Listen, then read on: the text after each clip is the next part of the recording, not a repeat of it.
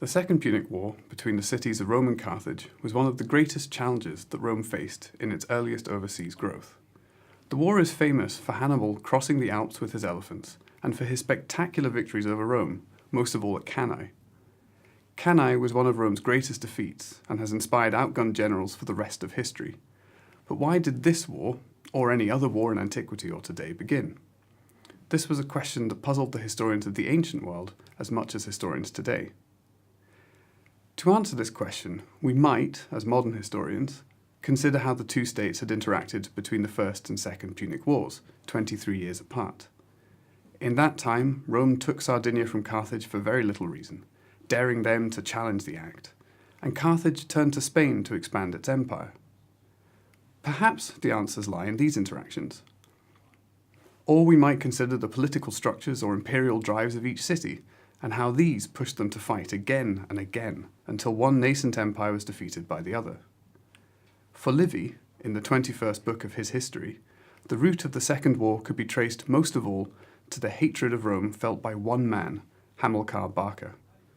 Hamilcar still felt the wounds of the First War deeply and passed on his hatred of Rome to his son, the great Hannibal Barca.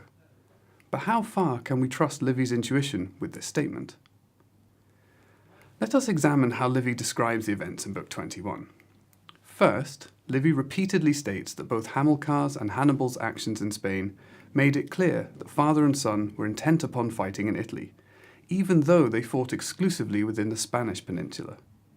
For Livy, it was, and I quote, clear that Hamilcar was meditating a far greater war than any he was actually engaged in, end quote, and that after Hannibal took command in Spain, another quote, he seemed to regard Italy as his assigned field of action. Second, Livy tells the story of the debate in Carthage after Hamilcar's death about whether or not Hannibal should be sent to Spain to serve under his father's successor. The army wanted Hannibal there, but a noble named Hanno argued strongly against this, claiming that Hannibal would bring ruin to Carthage. Despite Hanno's protestations, Hannibal was sent to Spain, and soon war came between Rome and Carthage.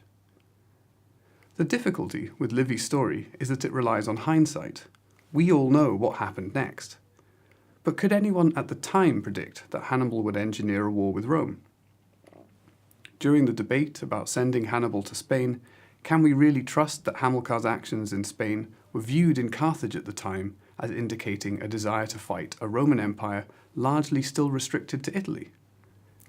Livy's tale might be understood better as a moral tale, in which the popular mood to send Hannibal to Spain drew Carthage into a war that would eventually destroy it. The wise Hanno, whose advice might have saved the city, was ignored, and it is left to the reader to take the lesson from this tale. The unknown in all this is which of the insights into Hannibal's and Hamilcar's actions provided by Livy reflect contemporary views, and which ones did he owe to hindsight.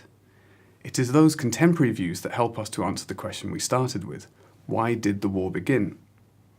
The challenge for us as modern historians is to assess the text with this question in mind, to unpick the web of stories and assumptions in the text to find the reality, all while never losing sight of the fact that Livy's history is as much a piece of literature as it is a historical record.